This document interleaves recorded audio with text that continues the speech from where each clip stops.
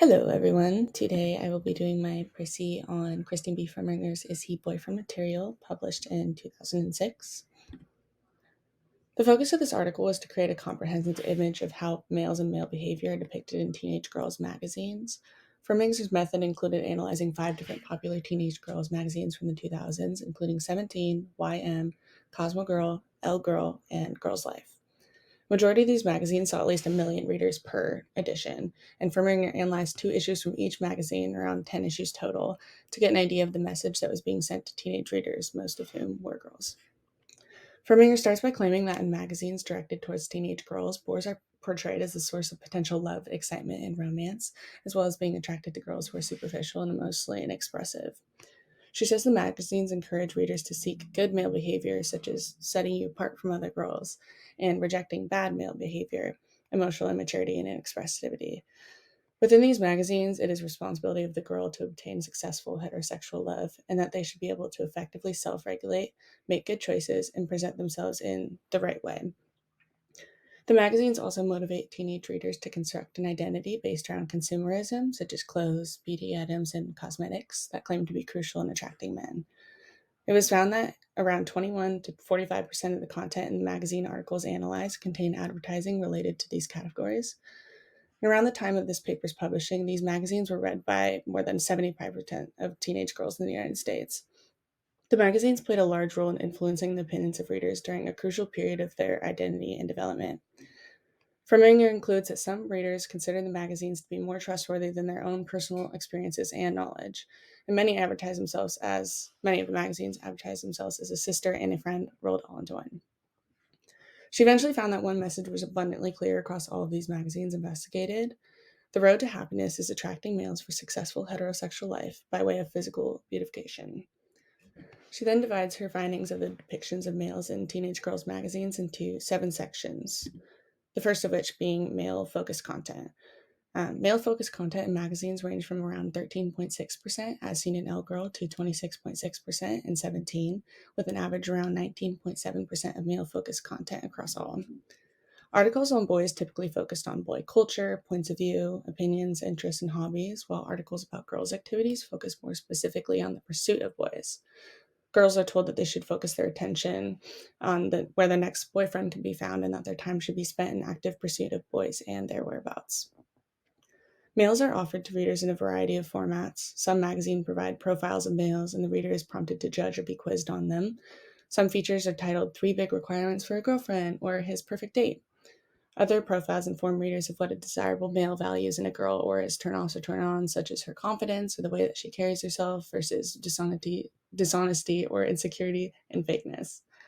Over time, the boys being offered up kind of started to feel like a product being advertised similar to the other consumable goods included in the magazines. Young girl readers learn from these superficial insights of males that their relationship with them is a commodity, but should also be treated as though they are disposable and interchangeable, like other products being sold to them. To assess male representation in these magazines, Firminger turned to content across Q&A column features. These articles contain very general information about boys and their behaviors, motivations, and characteristics. A commonly mentioned idea is the boy's inability to split intimacy apart from sexuality in relationships. The message communicated is that girls should attempt to choose the right guy based on his ability to develop an intimate relationship with the girl apart from a sexual one. Not only are girls told that they should be responsible for good shopping, but they're also told that they're responsible for selecting quality males and changing and shaping undesirable aspects of their behavior.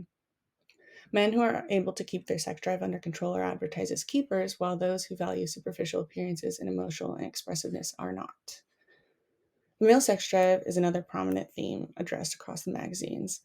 It's presented as normal and unavoidable in teenage boys, and girls learn that males respect girls who can keep their sex drive in check and who will prioritize building a relationship. Girls are supposed to avoid potentially dangerous situations and draw the sexual boundary line because males do not possess the ability to do so, supposedly. If they do not do this, they can be labeled as sluts. When it comes to the topic of sexuality, there is appropriate and inappropriate behavior for young girls and boys outlined in the magazines, and most of the time, it's conveyed that women are responsible for denying male advances that are uncontrollable and natural, while women are rarely portrayed as having sexual desire from themselves. In terms of appearance, males were shown to be judgmental of girls based on the ideas that boys are primarily driven by sex. Articles often included segments of girls asking for advice on how to be more superficially appealing, such as what type of hair, eye color, weight, body type, and height boys prefer. Girls are portrayed as wanting to know how to be more presentable appearance wise to boys, which demonstrates an interaction between a girl's individual choices and their idea of what makes males or what males want them to look and act like.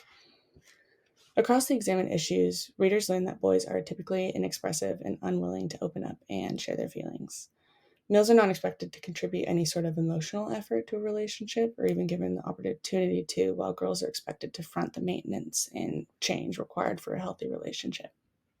As stated earlier, the neoliberal ideology of girl power is used to influence girls to take initiative in the pursuit of boys because boys are frequently portrayed as fearful of rejection. Girls are encouraged to seek out and approach boys so that they are in control and responsible for their fate. This way, the only thing stopping them from achieving romance and love is their own lack of self-confidence and effort. Girls were also encouraged to try to seek out the right guys because all guys have potential. In most articles, boys are put on a pedestal and centered in romantic stories about love and relationships. This love and romance is only achievable, said by these magazines, by a girl's self regulation, personal responsibility, effort, and good choices. Throughout my reading of this article, I couldn't help but notice the parallels between the messages in teenage girls' magazines and today's social media. Seems as though modern social media has similar messaging deeply entrenched in its content. Like on social media platforms like TikTok and Instagram, fashion and appearance is considered a key aspect in a girl's ability to attract boys. And the success of a girl to obtain male attraction is now measured by likes and comments. Trends and methods may have evolved, but the idea that there's a set way a girl should appear and carry herself is relatively the same. Messages like body image, confidence, and self esteem continue to be prevalent on social media just as they were in teenage girls' magazines. Magazine titles that come to mind from the early 2000s are ones like Get the Perfect Bikini Body or How to Lose 10 Pounds Overnight or Celebrity Body Transformations Before and After.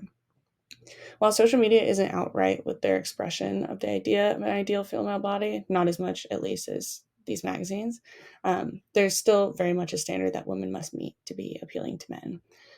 Social media influencers and celebrities often curate carefully edited images, showcasing an idealized version of themselves.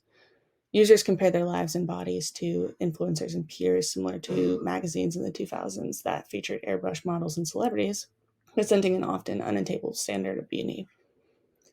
Specific ideals have changed over the years, but the standard for female beauty and attractiveness still relatively stands. It's also much easier today to see into other people's lives and compare them to your own.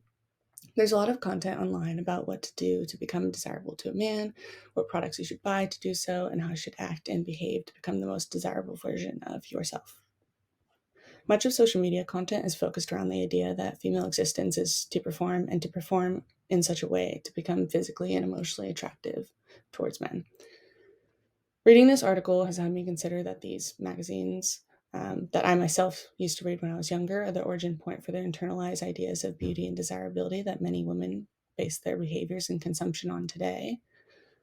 Reading some of the quotes and passages from these articles sound a little bit ridiculous now, but they aren't all that far off from the message that social media sends to young girls now. That's about all that I have for today. Thank you for listening.